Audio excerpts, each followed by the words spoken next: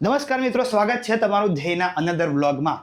આજનો જે વ્લોગ છે મિત્રો ખૂબ જ સ્પેશિયલ રહેવાનો છે, કેમ કે તમારા બધાના ફેવરેટ સર પાર્થ સરના આપણે સાથે વ્લોગ શૂટ કરવાના છે. એમની ઓફિસની દિનચર્યાથી લઈને એમના ક્લાસરૂમમાં પણ જવાના છે અને એમની સાથે ઘણી બધી ચર્ચા કરવાના છે. તો તૈયાર થઈ જાઓ એક નવી સફર માટે. તો આપણે જઈએ પાર્થ સર પાસે, એમના સાથે મળીને વાતચીત કરીએ. ચલો.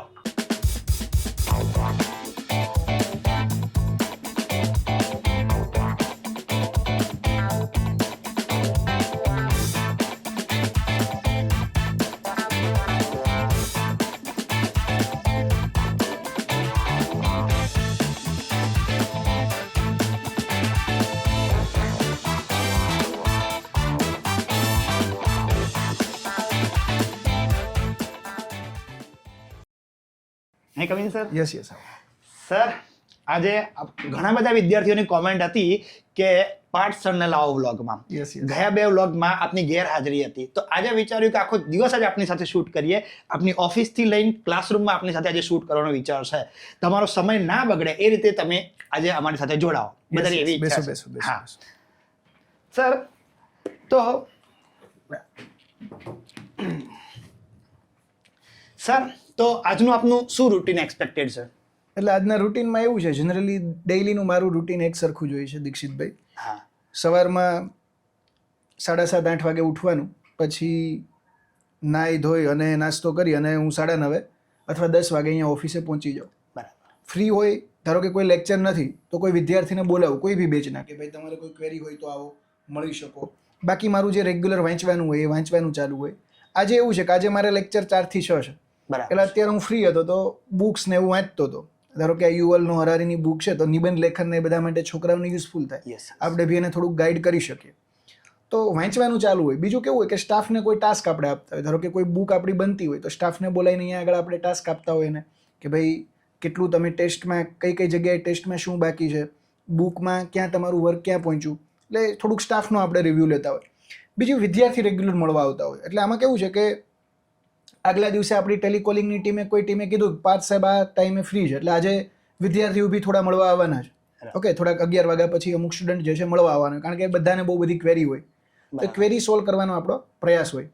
પછી આજે ધારો કે 4 થી 6 લેક્ચર છે, એટલે બપોરે હું અહીંયાથી એકેડેમીએ 12:30 જઈશ, ત્યાં સુધી એકેડેમીએ જઈશ, કારણ કે રહેવું પડે એકેડેમી. 12:30 જમી લઈશ અને પછી થોડો ટાઈમ આરામ કરીશ અને પાછો 3 વાગે એકેડેમી આવી જઈશ. અને આજે મારો લેક્ચર છે 4:30 થી 6:30 ફાઉન્ડેશન બેચમાં, પરિશ્રમ કરીને જે બેચ છે ત્યાં. ઓકે, એટલે અને પછી 7:30-8 વાગે પાછો ઘરે જાઓ અને થોડુંક વોકિંગ ને એવું કરવાનું હોય, જમીન તો વોકિંગ કરવાનું. ડેઈલી આપણે એવું છે કે હેલ્થ ઇઝ વેલ્થ, એટલે ડેઈલી 7-8 હજાર ડગલા હાલવાનું. પહેલું સુખ તે જાતે ન રહે. હા, બસ એ આખું રૂટીન આવું હોય છે સ્પેસિફિક. ઓકે સર, આપ સ્ટાફને બી દિશા નિર્દેશો આપો છો, એ રીતે અમે પણ સ્ટાફના મેમ્બર જ છે. તો આજે હું તમારી સાથે આવીશ અને આપણે જોઈશું અને બધાને બતાવી પણ છું કે સાહેબ કઈ રીતે તમે મીટિંગ કરો છો અને કઈ રીતે એમના દિશા નિર્દેશ આપો છો. સ્ટાફને એવું હોય કે હું જનરલી મોનિટરિંગ કરતો હોય કે કોણ શું કામ કરતું હોય, ખ્યાલ આવે છે. તો ચાલો આપણે રૂબરૂ જ આજે જઈએ, સ્ટાફને મળીએ, હે ને, કે સ્ટાફ કઈ રીતે વર્ક કરે છે, આપણે પૂછીએ કોણ શું ટાસ્ક કરી રહ્યું છે અત્યારે. યસ.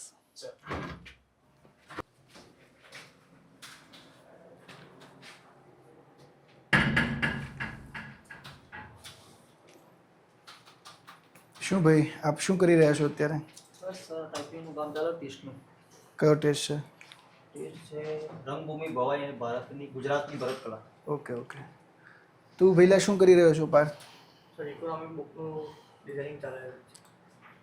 વ્યવસ્થિત ડિઝાઇનિંગ કરવાનું છો? Perfect sir.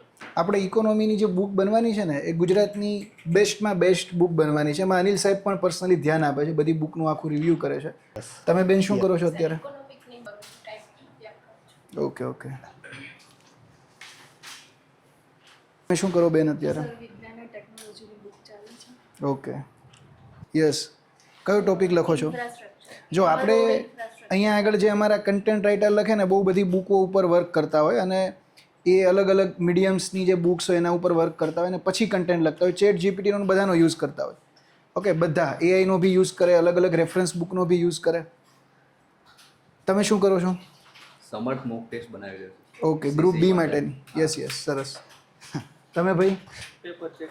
જો આ ભાઈ અમારે ડીવાયએસઓમાં 1-2 માર્ક્સ જ રહી ગયા હો ફાઇનલ સિલેક્શનમાં. શું નામ આપનું? કુલદીપભાઈ. અને અત્યારે જે ટેસ્ટ હોય ચેક કરે છે. ઓકે, જુઓ આ અલગ અલગ જે ટેસ્ટ છે ને એને ચેક કરે છે ક્યાં શું લખવાનું, ક્યાં કયું બાકી રહી ગયું છે, ક્યાં વસ્તુ ખૂટે છે વિદ્યાર્થીઓને. કારણ કે આપણે ફાઉન્ડેશન બેચમાં અત્યારથી જ મોક ટેસ્ટ ને બધું વર્ક કરતા હોય. તમે શું કરો છો?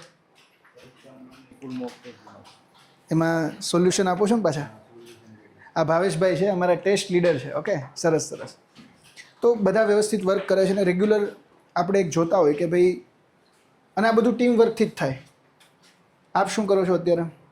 ઇકોનોમિકની બુક્સ બને છે, એમાં ફોરેન ટ્રેડ નામનું ચેપ્ટર છે. એ ચેપ્ટર આ તમે ક્યાંથી રેફરન્સ લ્યો છો? આ જે છે પીઆઈબી છે. ઓકે, યસ યસ યસ, સરસ. એટલે આપણે જે કન્ટેન્ટ લઈએ છીએ એ ગવર્મેન્ટ સોર્સિસ અને ઓથેન્ટિક જ લઈએ છીએ. ઓથેન્ટિક જ લે છે. Government sources, authentic website, institute, international institute, એમાંથી લીધી. ગુડ ગુડ, ચાલ.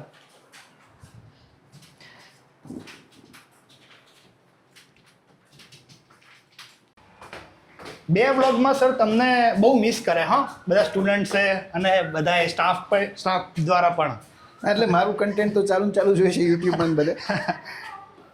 ઇન્ટરેક્શન કરવું હોય સાહેબ સ્ટુડન્ટને તમારી સાથે બહુ જ. ના ના, ઇન્ટરેક્શન કરે જ છે સ્ટુડન્ટ. રેગ્યુલર આપણે કીધું ને કે અલગ અલગ 50 કરતાં વધારે સ્ટુડન્ટ મળવા આવે છે આપણે. Yes yes. એટલે ઇન્ટરેક્શન ચાલુ જ છે.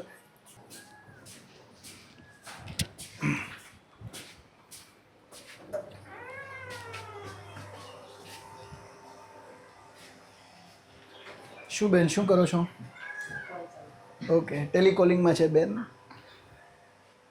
અહીંયા બુક્સ પેક થઈ રહી છે મે બી.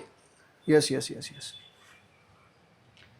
ઓકે સર આપણી બુકોનો બી માર્કેટમાં ખૂબ જ સારો પ્રતિસાદ છે. અત્યારે આપણી ટોટલ 19 બુકો છે માર્કેટમાં, હજી બની જ રહી છે.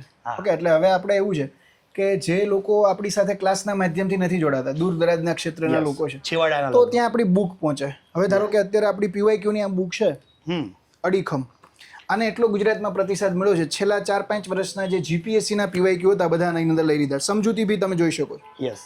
એટલે આપણો પ્રયાસ બુકમાં કન્ટેન્ટની ટીમ એટલે જ આપણે એનલાર્જ કરી છે ને એવા લોકોને આપણે કન્ટેન્ટમાં લઈએ જે ઇન્ટરવ્યૂ સુધી પહોંચ્યા હોય, જેને મેઇન્સ લખ્યા હોય જીપીએસસીના, યસ યસ. બેઝિક એને આઈડિયા હોય. અને આપણું હવે નેક્સ્ટ ટાર્ગેટ પબ્લિકેશન અને બુક જ છે. સારામાં સારી આપણે બુક માર્કેટમાં મૂકીએ. બિલકુલ સર. ઓકે, તો સર આપણે ધન્યવાદ તમને અમને લઈ ગયા તમારી સાથે સ્ટાફ ટૂર ઉપર.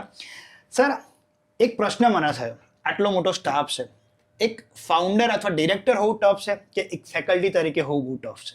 આ એટલે લેવલ આમાં પર એવું છે, મેં આગળ તમને હમણાં કીધું કે ટફ એ તમારી માઇન્ડસેટ ઉપર છે. હવે અમે એન્જોય કરીએ છીએ વર્ક. રેગ્યુલર ધારો કે ક્યારેક 2 લેક્ચર હોય એટલે 4 કલાક ભણાવવાનું થયું હોય, પછી નિયમિત સ્ટાફની સેલેરી કરવાની હોય, પછી સ્ટાફને રેગ્યુલેટ કરવાનું હોય, મોનિટરિંગ કરવાનું, સ્ટુડન્ટની એક્સપેક્ટેશન હોય કે પાર્થ સાહેબ એમને મળે, અનિલ સાહેબ એમને મળે.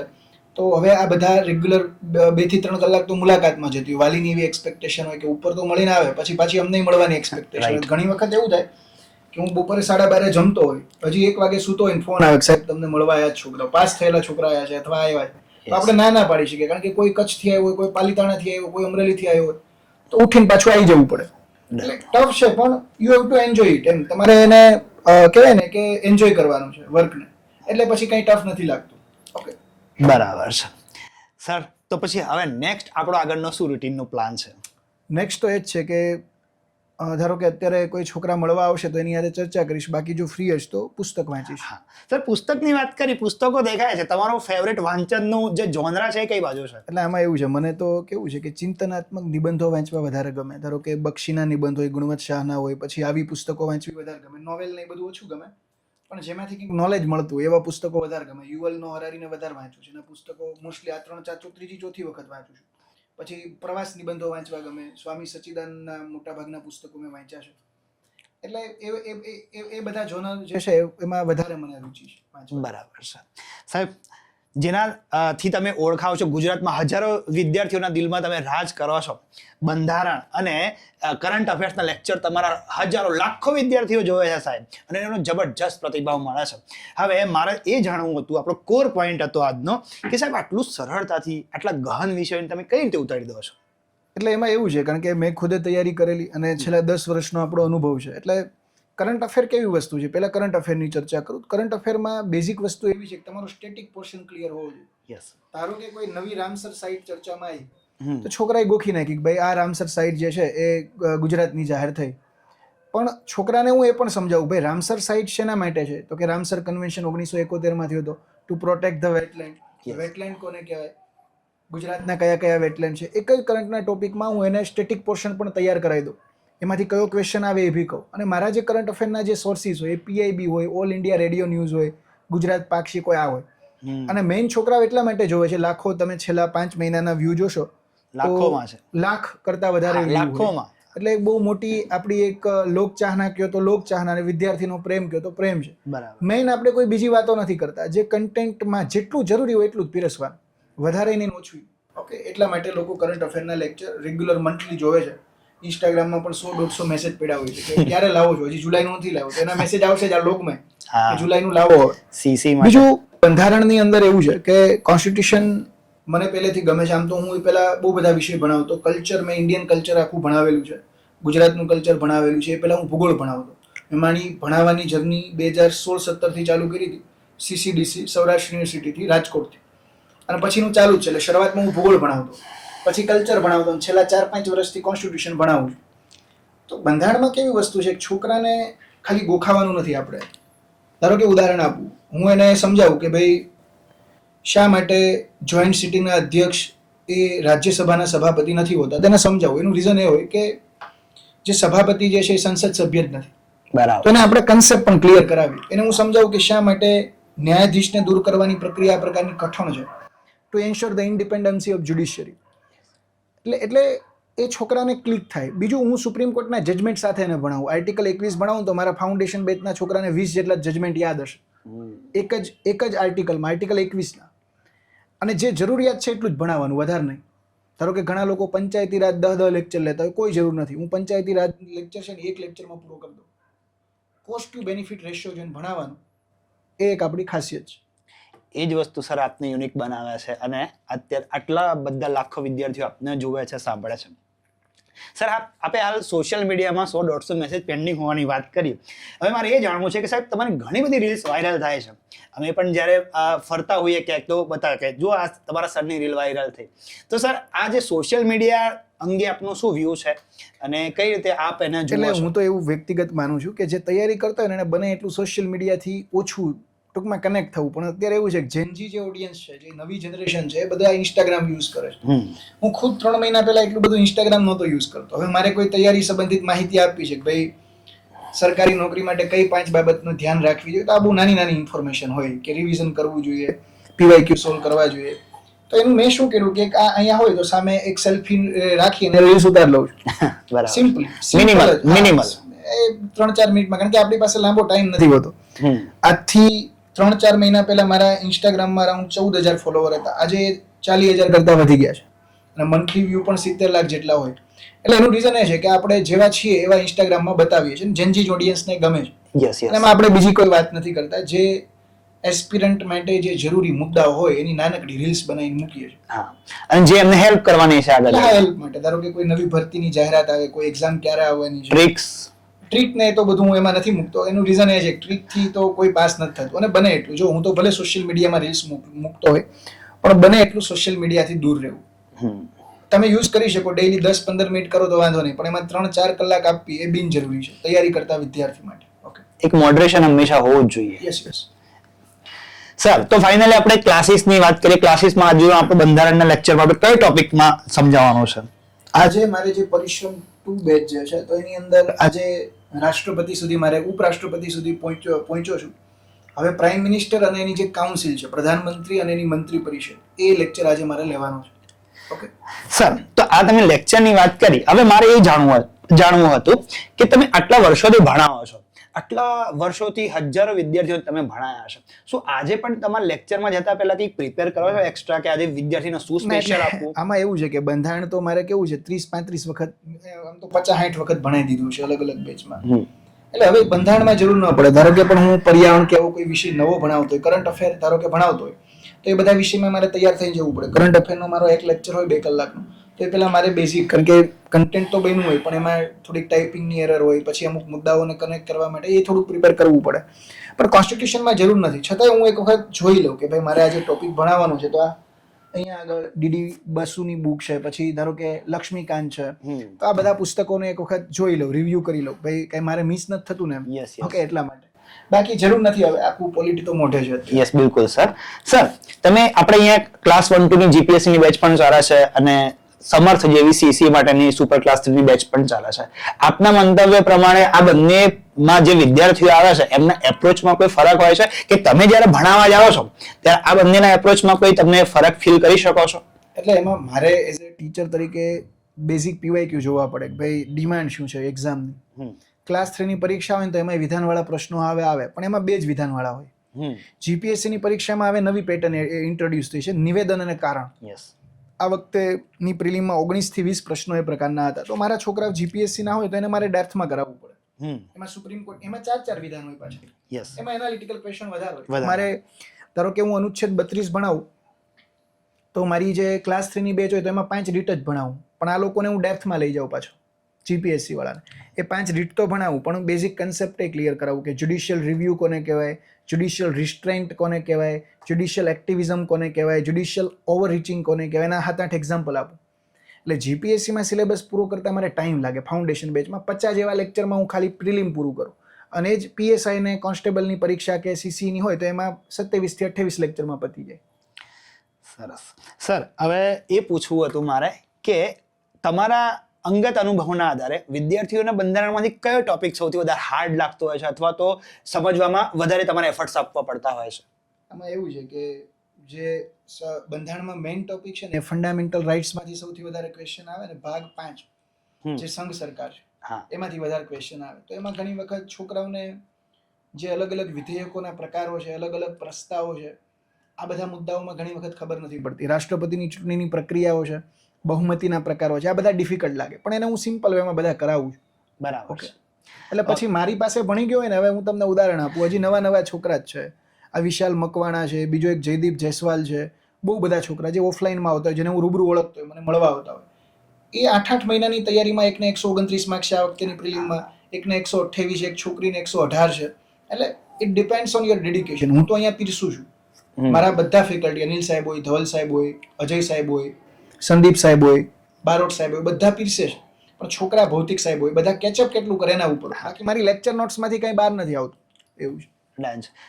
આટલા વર્ષોથી તમે સર ભણાવો છો, તમને ઘણી બધી અનુભૂતિ થઈ હશે ક્લાસમાં. તમારા સારા સંસ્મરણો કયા છે, બરાબર? કયા ભાવુક થઈ ગયા હોય એવા કોઈ સંસ્મરણો તમને જો યાદ આવતા હોય તો પ્લીઝ જણાવશો. એટલે આમાં એવું હોય કે ક્લાસમાં ઘણી વખત કોઈ છોકરો અવાજ કરતો હોય ત્યારે થોડુંક આપણે ડિસ્ટર્બ થાય, એટલે એને ખીજાણો હોય, એટલે એ થોડુંક ખરાબ બાબત. મને પછી ગિલ્ટ ફીલ થાય કે હું ખોટો ખીજાણો. સારામાં તો એવું હોય કે ધારો કે કોઈ બેચ પૂરી થવાની હોય ત્યારે હું થોડોક ઇમોશનલ થાઉં, ને મારું કેવું છે કે દરેક બેચ જે પતે ને એ પછી બધાને નાસ્તો કરવા લઈ જતો હોય. પછી મારા છોકરાઓને સ્ટ્રેસ ના આવે એટલે હું દર અઠવાડિયે કોઈ બી બેચને બોક્સ ક્રિકેટ રમવા લઈ જાઉં. હું ખુદ રમું જેથી હું બી ફિટ રહું ને છોકરાઓ બી ફિટ રહે. છોકરાઓને એવો માહોલ રહે કે ભાઈ આ ખાલી અહીંયા ભણાવતા નથી પણ ઇમોશનલી બી કનેક્ટ છે એમ.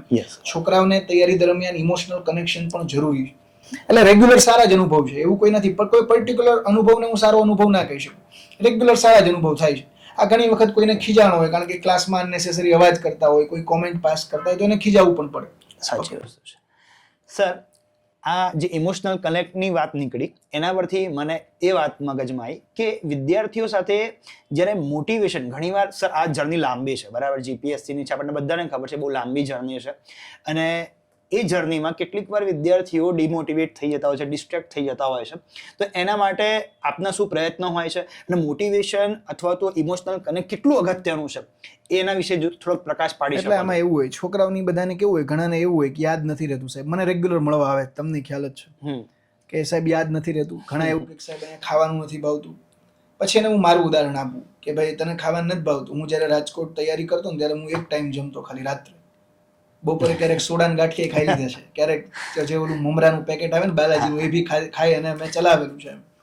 એટલે મેં કીધું કે જીવનમાં સેક્રિફાઈસ કરવું પડશે. If you want to gain something you have two sacrifice something. એટલે ઘર જેવું તો તને અહીંયા મળવાનું જ નથી. તારે સેક્રિફાઈસ કરવું પડશે, તારે વાંચવું પડશે. વાંચવાનો કંટાળો આવે તને હું એવું ઉદાહરણ આપું કે જો આ મારી ટીવી છે, અહીંયા ટીવીમાં હું તને અત્યારે આગળ મૂવી બતાવું તને મજા આવે ને એવી જ મજા તને વાંચવામાં આવી જોઈએ તો તું પાસ થઈશ. You have to enjoy your study. આ સિમ્પલ. એને મારું એક જ હોય. અને બીજું એને એ કહું કે અત્યારે જો તું નોલેજને ફોલો કરીશ, અત્યારે તું જ્ઞાનને ફોલો કરીશ ને તો કાલ સવારે પાવર તને ફોલો કરતો કરતો આવશે. હું એને એક ઉદાહરણ આપું કે અત્યારે તું રોલા પાડીશ, સીન સપાટા નાખીશ, અત્યારે ધારો કે તું ફટાકડી લઈને બંદૂક ફોડવા ટ્રાય કરશ પણ તારે એ વિચારવાનું હું પીએસઆઈ બનીશ, પીઆઈ બનીશ, ડીવાયએસપી બનીશ, સરકારી બંદૂક લઈશ. આ મારું મોટિવેશન હોય બધાને. ડીમોટિવેટ તો કેવું છે, થઈ જવું એ સ્વાભાવિક છે. માણસને સ્ટ્રેસ આવી જાય, કંટાળો આવે. પછી એને હું એ કહું ભાઈ તારે ડેઈલી અડધી કલાક ચાલવાનું, એટલે માઇન્ડ થોડુંક ફ્રેશ રહે. કારણ કે જેટલું તમારું તન સારું હશે, શરીર સારું રહેશે, એટલું મન સારું રહેશે. સિમ્પલ વસ્તુ છે.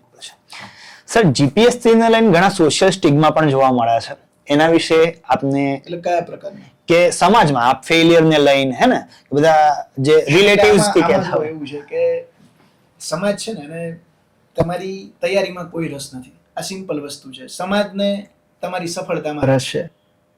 ખ્યાલ આવે છે ને? સમાજને શું છે? આપણી રાષ્ટ્રીય રમત શું છે તમને ખબર છે? હોકી તો ખરી, પણ કબડ્ડી ખરી છે ને. કબડ્ડી એટલે આપણે કોઈ એક માણસ પટ્ટો ટચ કરવા જાય ને તો 7 જણાને ખેંચવાના. સિમ્પલ વસ્તુ છે. કોઈ આગળ જતો હોય ને તો એને ખેંચવા વાળા વધારે હોય. આપણી સોસાયટીની એક વાસ્તવિકતા છે, સમાજની એક વાસ્તવિકતા છે. એટલે આમાં કેવું હોય કે છોકરો તૈયારી કરતો હોય ને એટલે આજુબાજુ વાળાને, અને એ પાછો ઓવર થઈ ગયો કે હું ડીસી બનવાનો છું, ડીવાયએસપી બનવાનો છું, સમાજમાં એને જાણ કરી દીધી હોય રોલા. હા, કે ભાઈ આઈએએસ એસ્પિરન્ટ ને આ બધું સોશિયલ મીડિયામાં લખાડી દીધું હોય, બીકમિંગ આઈએએસ ને આ ને બધું. હવે એટલે સોસાયટીને એક એક્સપેક્ટેશન વધી જાય. હવે તે એ વ્યક્તિએ પ્રિલિમ આપી, ફેલ થયો, બીજી પ્રિલિમ આપી, પાછો ફેલ થયો, પ્રિલિમ પાસ કરી, મેઇન્સમાં ફેલ થયો, ઇન્ટરવ્યુ એવું ત્યાં સુધી પહોંચ્યો, ફેલ થયો, 3-4 વર્ષ થઈ ગયા. એટલે કોઈ રિલેટિવ્સની ત્યાં ગયા એટલે રિલેટિવ્સ એની મજાક કરવા પૂછે કે ભાઈ આઈએએસ બનવાનો તો શું થયું, ડીવાયએસપી બનવાનો તો શું થયું, તું તો ક્લાસ ફલાણાનો છોકરો હમણાં તલાટી બની ગયો, તું કેમ નથી બન્યો? એટલે કમ્પેરિઝન કરે સોસાયટી, જે છે કમ્પેરિઝન કરે. એટલે ઓલો છોકરો ડીમોટિવેટ થાય. એટલે સોસાયટી તો જો મેં તમને કીધું એ લોકોને તમારી સફળતામાં રસ છે, તમારા પ્રયાસોમાં કોઈ રસ નથી. મને અનિલ સાહેબને, અમારી ટીમને, મારે ત્યાં આવતા છોકરાઓની તૈયારીમાં રસ છે. સફળતા તો બાય પ્રોડક્ટ છે, મેઇન વસ્તુ છે તૈયારી, પ્રિપરેશન. યસ, સારી પ્રિપરેશન હશે તો પાસ થવાના જ છે છોકરાઓ. સિમ્પલ વસ્તુ છે. એટલે હું એ જ કહું છું કે ગામના મોઢે ગયણું નહીં દેવાનું, અથવા દેવાનું જ નથી. એટલે લોકોની પરવા કર્યા વગર તમારે ખાલી પરવા તમારા માતા પિતાની જ કરવાની. કારણ કે આ દુનિયામાં તમને કોઈ નિસ્વાર્થ પ્રેમ કરતું હોય તો તમારા મમ્મી પપ્પા, કે જેને કોઈ ઇન્ટરેસ્ટ જ નથી, કોઈ સ્વાર્થ જ નથી. ક્લિયર થાય? એટલે એની બહુ ચિંતા નહીં કરવાની. You have to work. Fail થયા બીજા દિવસે બેસવાનું. હું મારો એક પ્રસંગ કહું. હું 2019ના ઇન્ટરવ્યુ પછી ફેલ થયો હતો. એનું રિઝલ્ટ આવ્યું હતું 4 જુલાઈ અથવા 6 જુલાઈ 2019માં. બીજે જ દિવસે મારે ભાવનગર સરદાર પટેલ બોર્ડિંગ કરીને છે, ત્યાં લેક્ચર હતો. મેં બીજે દિવસે 9 કલાક લેક્ચર લીધા હતા રિઝલ્ટ આવ્યું એના પછી. કે આઈ બિલીવ ઇન માય કર્મ, કે એક દિવસ એવો આવશે જ્યારે મને સફળતા મળવાની છે. આખી રાત સૂતો નહોતો, પણ છતાંય બીજે દિવસે 9 કલાક ભણાયું. જબરજસ્ત. કારણ કે એ બીજો કોઈ ઓપ્શન નહોતો મારી જોડે. આ વિદ્યાર્થી પાસે બીજો કોઈ ઓપ્શન નથી. તમે બોલીને સાયલેન્ટ નહીં કરી શકો. હું વારંવાર કહું છું, action speaks louder than voice. Simple વસ્તુ છે. યસ, તો એ જ છે બધું. સર, વાત તમે એ પણ છે કે તમે એક સંસ્થાના ડિરેક્ટર છો, તો મારે એ જાણવું હતું કે આજના જે તૈયારીના સમયમાં એક કોચિંગ ઇન્સ્ટિટ્યૂટનું શું મહત્વ હોય છે? તમને કઈ રીતે હેલ્પ તમારા સપના પૂરા કરવામાં કરી શકે છે? એટલે મને તો અત્યારે કોઈ વાલી મળવા આવે, હું તમને આ બધું છે ને એ ઓર્ગેનિક જ કહું છું. આમાં કોઈ સ્ક્રિપ્ટેડ ને એવું કંઈ નથી. હું તમને સિમ્પલ કહું. મને અત્યારે ધારો કે કોઈ વાલી મળવા આવ્યો, એ ઓફલાઈનમાં આવ્યા, એ વાલીને એનો છોકરો બે આવ્યો, હું એને પહેલી વસ્તુ કહું કે હું કોઈ ગેરંટી નથી આપતો. કારણ કે એને આપણે ભરમાવાના નથી, આપણે મિસલીડ નથી કરવાના. બીજી વસ્તુ કહું કે જો તમારો છોકરો કન્સિસ્ટન્સી રાખશે, રેગ્યુલર રિવિઝન કરશે, સોશિયલ મીડિયાથી દૂર રહેશે તો જ પાસ થશે. ત્રીજી વસ્તુ એને એ કહું કે આને ફોર્સફુલી તો અહીંયા નથી લાવવાનું. તમારે આની ઈચ્છા છે કે નહીં તૈયારી કરવાની? શું આની ઈચ્છા હતી તૈયારી કરવાની? તમે એમનું પકડીને લઈ આવ્યા? એ છોકરાને પૂછ્યું, ભાઈ તે મારા લેક્ચર જોયા, ડેમો લેક્ચર જોયા છે અમારા, તે અથવા કંઈ વાંચ્યું છે, તને આ ગમે છે? એ હા પાડે તો જ એને કહું ભાઈ તું જોડાજો. અમારું રોલ શું છે એ હું તમને કહું. ધારો કે છોકરાએ કેટલું કરવું, કેટલું ન કરવું એનું ધ્યાન રાખવું. કોચિંગ ઇન્સ્ટિટ્યૂટ, ધારો કે ધ્યેય છે અમારી એકેડેમી, ફાઉન્ડેશન બેચમાં કોઈ છોકરો આવ્યો તો એના ટેસ્ટ ટાઈમે લેવા, એને એક એક કન્સેપ્ટ ક્લિયર કરાવો. છોકરો વાંચવા બેસે ને પોલિટિક ટાઈમ લાગે. ઇકોનોમી જેવો વિષય સાહેબ અનિલ સાહેબ ભણાવે છે, તો ઇકોનોમી જે સાયન્સ વાળો છોકરો એને આવડે જ નહીં, એને ટાઈમ લાગે. ઇન્સ્ટિટ્યૂટનું કામ એ છે કે તમને સ્પૂન ફીડિંગ કરાવો, તમને ઇઝી વેમાં ગળે ઉતાર દેવું. એ મેઇન વર્ક છે. પણ એનું રિવિઝન તો છોકરાએ જ કરવાનું. એટલે હું એમ કહું છું, ઇન્સ્ટિટ્યૂટનું કામ 10% છે. સારામાં સારી રીતે છોકરાને તૈયારી કરાવે, પણ એ તૈયારી કરવી એ વિદ્યાર્થીનું કામ છે. નહીં કરે તો ગમે તે ઇન્સ્ટિટ્યૂટમાં જશે, પાસ નહીં થાય. એટલે કોઈ ગેરંટી નથી હોતી. બરાબર. મેઇન વસ્તુ એ છે, you have to revise, you have to read, you have to do hard work, you have to be consistent. એ વિદ્યાર્થીનું કામ છે. એઝ એ ટીચર તરીકે મારું કામ છે એને મોટિવેટ કરવો, એને ગાઈડ કરવો, એની ખરાબ સ્થિતિમાં પણ એની સાથે રહેવું. યસ લાસ્ટ ટાઈમ જે ડીવાયએસનું રિઝલ્ટ આવ્યું ને આની પહેલા 1 વર્ષ પહેલા તો મેં એક મેસેજ કર્યો. મારા અરાઉન્ડ 30-35 છોકરા 200 જગ્યામાં કંઈક પાસ થયા હતા, બહુ સારા એવા પાસ થયા હતા. મેં મેસેજ એવો કર્યો, પાસ થયાને તો કોંગ્રેચ્યુલેટ કીધું, પણ એક મેસેજ એવો કર્યો મારી ટેલિગ્રામ મેન ચેનલમાં કે જે લોકો થોડાક માર્ક્સે રહી ગયા હોય એ મને મેસેજ કરો, આઈ વિલ ગાઈડ યુ. મને 200 મેસેજ આવ્યા હતા. કેટલા? 200 કે સાહેબ હું અહીંયા રહી ગયો. પછી મેં બધાને પર્સનલી વોઇસ મેસેજથી રિપ્લાય આપ્યો કે તું અહીંયા ભૂલ કરી, અહીંયા ભૂલ કરી, અહીંયા ભૂલ કરી. એમાંથી 10 છોકરા આ વખતે પાસ થઈ ગયા છે. ખૂબ સરસ. અને એને મેં કીધું કે you have to work this. એમાં એક છોકરો હતો જે હમણાં જ ડીવાયએસઓ લીગલમાં ફર્સ્ટ રેન્ક આવ્યો. એને મેં કીધું હતું ભાઈ તારે લેંગ્વેજમાં થોડુંક વર્ક કરવું પડશે. હા, હમણાં મળવા આવ્યા હતા એ યસ આપને. યસ યસ, બરાબર છે. ખૂબ સરસ સર. આ જ વસ્તુ આપને યુનિક બનાવે છે અને ખૂબ જ બહુ જબરજસ્ત વસ્તુ છે. સર આગળ ધ્યેયને લઈને આપના શું વિચાર છે, શું પ્લાન છે ભવિષ્યમાં? એટલે મારો તો એક જ ગોલ છે. મેં મારી જ્યારે નોકરી મૂકી ત્યારે પણ એક જ વિચાર હતો કે ભાઈ, કારણ કે બહુ સારી જોબ હતી, એક જ વિઝન છે, એક જ આપણો ધ્યેય છે કે દરેક સરકારી કચેરીમાં મારો વિદ્યાર્થી હોવો જોઈએ. અને હું મારા વિદ્યાર્થીને એક વસ્તુ ખાસ કહું છું કે બી ઓનેસ્ટ, ઇન્ટિગ્રિટી રાખો, ઓનેસ્ટી રાખો, અને આપણું કામ છે સેવા કરવાનું. એટલે કોઈ પણ વ્યક્તિ આપણે ત્યાં અરજદાર આવે એ પાછો ન જોવો જોઈએ, આપણે એને હેલ્પ કરવાની છે. We are civil servant, we are not officer. Yes. એટલે સિવિલ સર્વન્ટનો માઇન્ડસેટ રાખો ને હું મારા વિદ્યાર્થીને કહું છું. મારો એક જ ઉદ્દેશ છે, દરેક સરકારી કચેરીમાં મારો વિદ્યાર્થી હોવો જોઈએ. આગામી 5 વર્ષમાં કોઈ એક સરકારી કચેરી એવી ન હોવી જોઈએ કે જ્યાં હું જાઉં અને મને ન ઓળખતો હોય. અત્યારે ધીમે ધીમે થઈ જ રહ્યું. યસ યસ, બિલકુલ. યસ. અને સર એક લાસ્ટ ક્વેશ્ચન, આપે બબ્બે સરકારી નોકરીઓ એકદમ ઊંચા લેવલની છોડીને આજે આપણે પોતાનું પેશન ફોલો કરી રહ્યા છો, આટલા બધા જે વિદ્યાર્થીઓના જે ઘરમાં સરકારી નોકરીના રૂપી દીપક પ્રગટાઈ રહ્યા છો, તો એમાં આ જર્નીને એક વર્ડમાં સમાવી હોય તો કઈ રીતે કહીશું? એટલે એમાં જો સરકારી નોકરી મૂકવાનું કારણ એ હતું કારણ કે હું નાયબ સેક્શન અધિકારી તરીકે હતો અને મારે સારું જ હતું.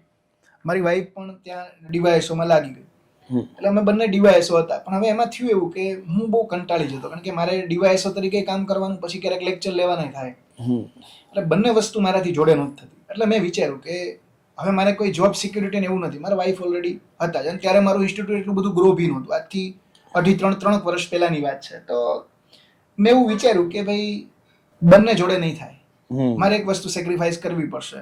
એટલે પછી મેં મારા વાઈફને વાત કરી કે મને નથી મજા આવતી, તો એમણે પણ સપોર્ટ કર્યો. મારા ફેમિલીને વાત કરી, મારા ઇનલોઝને વાત કરી, તો એ બધા એગ્રી હતા. પણ બીજા બધા લોકો ના પાડતા હતા કે ભાઈ તમારે ડીવાયએસઓ ન મુકાય, એમ કે ભાઈ સારી નોકરી, સચિવાલયની નોકરી છે, આગળ બી તમે તૈયારી કરી શકો, પ્રમોશન બી થઈ જશે, આ છે તે છે. પણ મને એવું પહેલેથી હતું, ટીચિંગ ઇઝ માય પેશન, મારે ભણાવવું છે. કદાચ કાલ સવારે કોમ્પિટિટિવ એક્ઝામની ફિલ્ડ બંધ થઈ જાય, હું 10મા વાળાને ભણાવીશ, 12મા વાળાને ભણાવીશ, પણ મારો જે જીવડો છે ને શિક્ષકનો જીવડો છે. હું કોલેજ કરતો ને ત્યારે ભણાવતો. કોલેજમાં તો એવું હતું 2015 થી મેં ભણાવવાનું ચાલુ કર્યું કોલેજથી, અને કોલેજના આઈ થિંક 7મા કે 8મા ભણાવવાનું ચાલુ કર્યું. અને એમાં હું મારો ખર્ચો જાતે કાઢતો. 10મા વાળાને ભણાવતો, ડેઈલી 4 કલાક ભણાવવાનું, પછી કોલેજ જવાનું. કલાકના ત્યારે 100 રૂપિયા આપતા, પણ ત્યારથી ભણાવું છું. ત્રિગોનોમેટ્રી ત્યારે ભણાવતો, ત્રિકોણમિતિ ને બધા વિષયો, ચેપ્ટરો ને બધું, મેથ્સ ભણાવતો ત્યારે. તો ભણાવવું એ મારો શોખ છે, પેશન છે. યસ.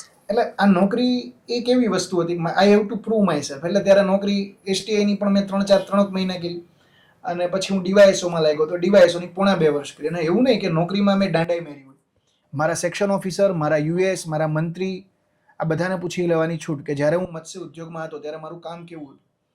ટોપ લેવલનું કામ કરેલું છે. આ મારા વખાણ નથી, પણ મેં ત્યારે કામ કરેલું, અને બહુ બધા ઠરાવો કરેલા. વચ્ચે તો હું એક જ ડીવાયએસઓ હતો, 4ની જગ્યા હતી, એમાંય કામ કરેલું. જ્યારે એક વખત તો મંત્રી શ્રીના પીએસનો પણ કોલ આવ્યો હતો કે પાર્થ સોરઠિયા કોણ છે, બહુ સારી નોંધ મૂકે છે, એને પણ એપ્રિશિએટ કરેલું. તો નોકરીમાં કોઈ ઇશ્યુ નહોતો, પણ મેન બાબત હતી પેશન, અને પેશન હતું ટીચિંગ. યસ. હું એકલો એક વસ્તુ તમે વિચારો, હું એકલો જોબ કરું તો મને એટલું બધું રિકોગ્નિશન ન મળ્યું. આજે અહીંયા એડિશનલ કલેક્ટરે મળવા આવતા હોય, એમએલએ ફોન આવતા હોય, મંત્રીના પીએસના બી ફોન આવતા કે સાહેબ એક એડમિશન કરાવવાનું છે. એટલે આ એનાથી વધારે અત્યારે હું લાખો લોકો સુધી પહોંચ્યો. જો ડીવાયએસઓમાં હોત તો એ સર્કલ જ મને ઓળખતું હોત. સીમિત. પણ નોકરી મૂક્યા પછી આજે આખું ગુજરાત ઓળખે છે, અને ગમે ત્યાં ગાંધીનગરમાં આપણે ઉભા રહીએ, કોઈને કોઈ છોકરો મળી જાય. ગાંધીનગરમાં તો અત્યારે પ્રાઇવસી જેવું જ નથી. તો આ પ્રેમ જે છે ને એ મળ્યો છે. પણ હવે નોકરી કેવી છે એ તો અત્યારે હું કદાચ જીપીએસસી ક્લાસ 1-2ની પરીક્ષા આપું તો ટોપ 10માં હોય, તો આ લોકો ઇંગ્લિશ ગુજરાતી કાઢી નાખ્યું, ખાલી જીએસ જ. પણ હવે એક જ ઉદ્દેશ છે કે મેં જે નોકરી લીધી ને એ આગામી સમયમાં હજારો વિદ્યાર્થીઓને અપાવી છે. દર વર્ષે આપણે ત્યાંથી હજારો વિદ્યાર્થીઓ પાસ થાય છે અત્યારે. આનાથી મોટી કઈ સફળતા ના હોય. અને કદાચ ભગવાનની પણ એ જ ઈચ્છા હશે કે તમે આ રીતે માધ્યમ બનો હજારો વિદ્યાર્થીઓમાં. આમાં એવું છે દીક્ષિતભાઈ, હું એક વસ્તુમાં માનું છું. મેં સ્ટીવ જોબ્સની એક સ્પીચ સાંભળી હતી, કનેક્ટિંગ ધ ડોટ્સ. તમને ખ્યાલ હશે સ્ટીવ જોબ્સની એ સ્પીચ એ દરેક વિદ્યાર્થીએ સાંભળવી જોઈએ. સ્ટેનફોર્ડ કે કોઈ યુનિવર્સિટીના એક કાર્યક્રમમાં એ સ્પીચ આપે છે, એનું ટાઇટલ છે કનેક્ટિંગ ધ ડોટ્સ. સર્ચ કરજો ક્યારેક. એ સ્પીચમાં એવું કહે છે કે એની આખી જર્ની વિશે કહે છે. એ ડ્રોપ આઉટ હતા સ્ટેનફોર્ડમાંથી. પછી એ ખીચડી ખાવા માટે ઇસ્કોન મંદિર જતા 10 કિલોમીટર ચાલીને. પછી એણે એપલ બનાવ્યું, પણ એપલમાંથી જે છે એ નીકળી ગયા. આખી એની જર્ની કહે છે. એટલે હું એક વસ્તુમાં માનું છું કે તમે જ્યાં છો ત્યાં સારા છો, પણ ખાલી તમારી જાત સાથે પ્રામાણિક રહો. Be honest with your self. અને કનેક્ટિંગ ધ ડોટ્સમાં વર્સ્ટ સિચ્યુએશન જે આવે છે, એડવર્સ સિચ્યુએશન આવે છે, એમાંથી પણ સ્ટીવ જોબ્સ બહાર નીકળે છે. શું કામ? પોતાની જાત ઉપર વિશ્વાસ. એટલે self confidence is very important. આ એક વસ્તુ ખાસ દરેક એસ્પિરન્ટે યાદ રાખવાનું. અને જ્યારે પણ તમારો ખરાબ સમય આવે, બેડ ટાઈમ આવે, સમયની એક હમણાં જ કોઈ મેં મૂવી જોયું હતું, એમાં બહુ સારો એક ડાયલોગ છે. સમયની એક બહુ સારી બાબત એ છે, અથવા સમયની ખૂબસૂરતી એ છે કે એ ગમે ત્યારે બદલી શકે. 2014-15માં મારો એક ખરાબ સમય હતો, અત્યારે સારો છે. એ કદાચ આગળ જતા ન પણ સારો હોય. સમજો તમે? એટલે દરેક સમયમાં ઢળતા આવડવું જોઈએ માણસે. એટલે વિદ્યાર્થીને અત્યારે એવું લાગે છે કે મને કંટાળો આવે છે, તો એ કંટાળાને નથી, કંટાળો નહીં, યુ હેવ ટુ એન્જોય. તારે તારા સ્ટડીને એન્જોય કરવાનું છે. એટલે એ વસ્તુ છે ખાસ. બિલકુલ સર. મિત્રો, હવે લેક્ચરનો સમય થઈ ગયો છે અને આપણે જઈશું લેન્ડમાર્ક બિલ્ડિંગમાં, જે આપણે લાસ્ટ વ્લોગમાં તમને બતાવ્યું હતું. એ જગ્યા આપણા ક્લાસ છે અને સર સાથે આપણે જઈશું. Sir ready? યસ, ચલો.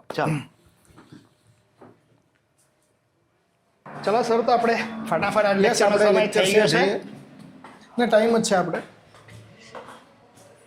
જોઈએ વ્લોગના છોકરાઓ કેવી રીતે રિસ્પોન્સ કરશે આજે. તો ના જોઈએ હવે.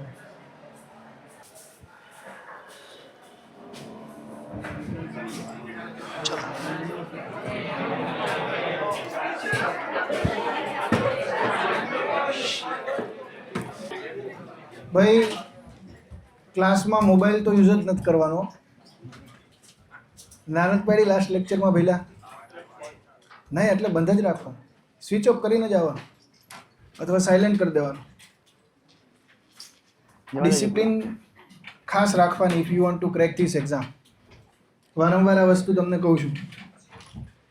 આજે અમારા આગ્રહ હતો કે એક ડેઈલી વ્લોગ કરીએ. મેં કીધું કાંઈ વાંધો ન હોય, બીજું શું હોય. આપણા રચકા વાટવાળાને બધા કરે, મેં કીધું હું કરું.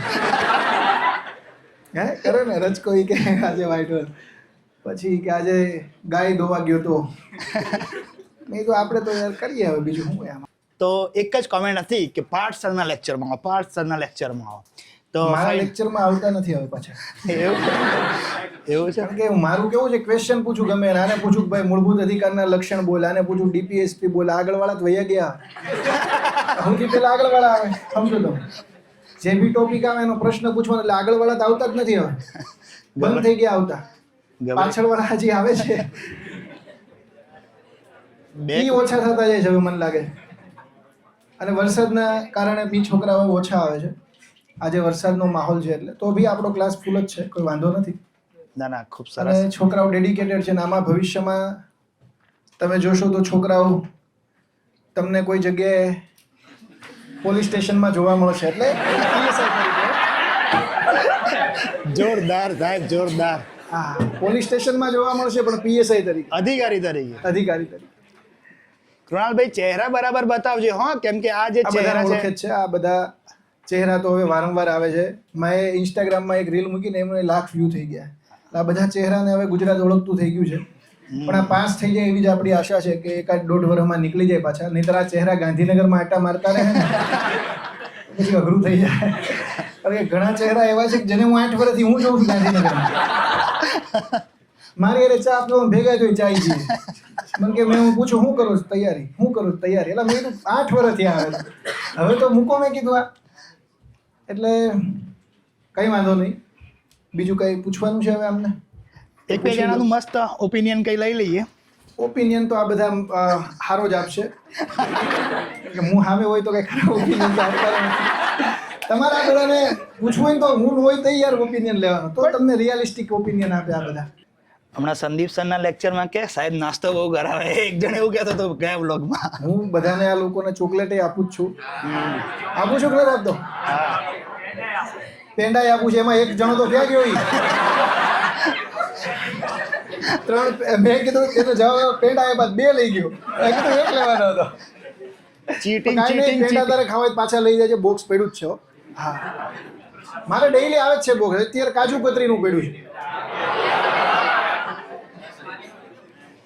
પણ જે લોકો પાસ થાય છે લઈને આવે છે એટલે એક આપણે એ તો મજ તો કરવાની જ, પણ સાથે સાથે એ પણ વિચારવાનું કે એક દિવસ આપણે સાહેબ જોડે પેડા લઈને જઈએ, હે ને? કાલ નહીં, હજી નહીં તો પાછા કાલ લઈને આવશે. લઈને આવે એનો વાંધો નહીં, લેવા આવશે સાહેબ ઓલું પડ્યું થી લાવો. હવે પાછું ખાઈ ગયા હોય, મારે ક્યાં જ કાઢવું પાછું. એટલે છોકરાઓ ડેડિકેટેડ છે અને બહુ મહેનતું છે આ બેચવાળા બધા. ક્યારેક ક્યારેક અવાજ કરે છે. મારા લેક્ચરમાં તો નથી કરતા, પણ બીજા લેક્ચરમાં કરતા હોય છે. બાકી આપણે ફન સાથે જ ભણાવીએ છીએ છોકરાને, કોઈ ઇસ્યુ નથી. અને એક એક કન્સેપ્ટ ક્લિયર કરાવીએ છીએ. પછી એ જેટલું રિવિઝન ને રીડિંગ કરે એના ઉપર છે. જેટલું રિવિઝન કરશે, જેટલું રીડિંગ કરશે, એટલો એનો ફાયદો થાય. Revision is the key two